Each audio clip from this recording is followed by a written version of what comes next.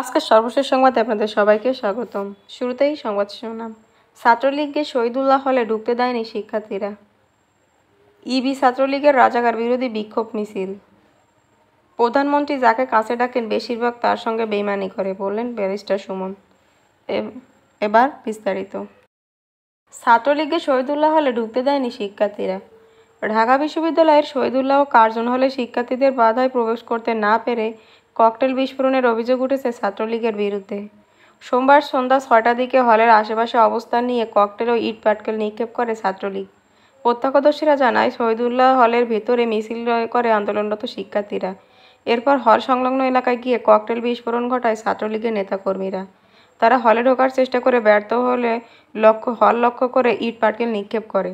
এরপর শহীদুল্লাহ হল ও কার্জন হলে অবস্থানরত শিক্ষার্থীরা ছাত্রলীগকে লক্ষ্য করে ইট ছোড়ে। এতে বেশ কয়েকজন আহত হয়েছে বলে জানা গেছে। আহতরা ঢাকা মেডিকেল কলেজ হাসপাতালে চিকিৎসা নিয়েছেন।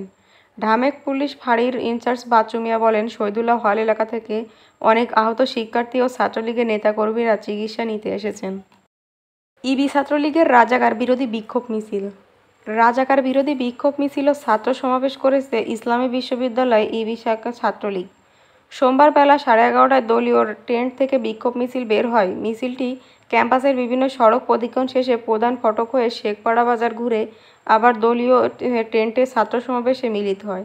প্রধানমন্ত্রী শেখ হাসিনার বক্তব্যের প্রতিবাদে রোববার রাতে ক্যাম্পাসে তুমি কে আমি কে রাজাকার রাজাকার স্লোগানে বিক্ষোভ মিছিল করেন শিক্ষার্থীরা। এর প্রতিবাদে শাখা ছাত্রলীগে বিক্ষোভ মিছিল ও ছাত্র সমাবেশের আয়োজন করে। সমাবেশে শাখা ছাত্রলীগের সভাপতি ফয়সাল সিদ্দিকী আরাফাত ও সাধারণ সম্পাদক নাসিম আহমেদ জয়ের নেতৃত্বে ৩ শতাধিক নেতাকর্মী উপস্থিত ছিলেন। সমাবেশে শাখা ছাত্রলীগের সাধারণ সম্পাদক নাসিম আহমেদ জয় বলেন, এদেশের পবিত্র মাটিতে রাতে বিভিন্ন বিশ্ববিদ্যালয়ের মুষ্টিমেয় কিছু শিক্ষার্থী নিজেদের রাজাকার দাবি করে স্লোগান দিয়েছে। এতে পুরো ছাত্র সমাজ ব্যথিত হয়েছে।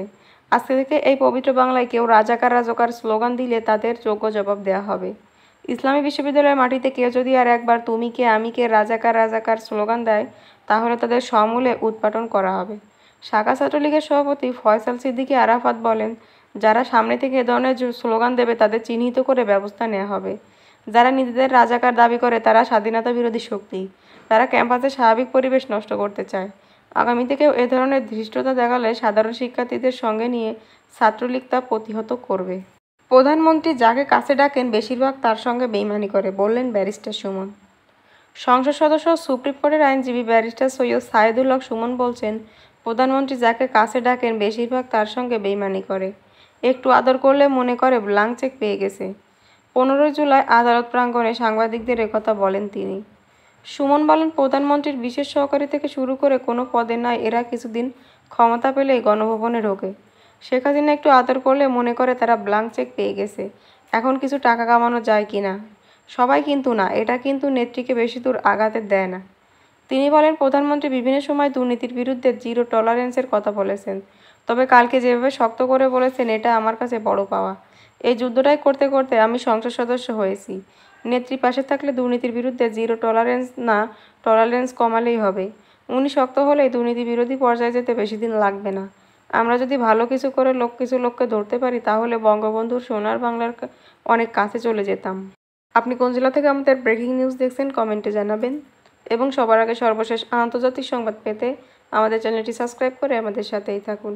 পরবর্তী ব্রেকিং নিউজের জন্য আমন্ত্রণ রইল। ধন্যবাদ।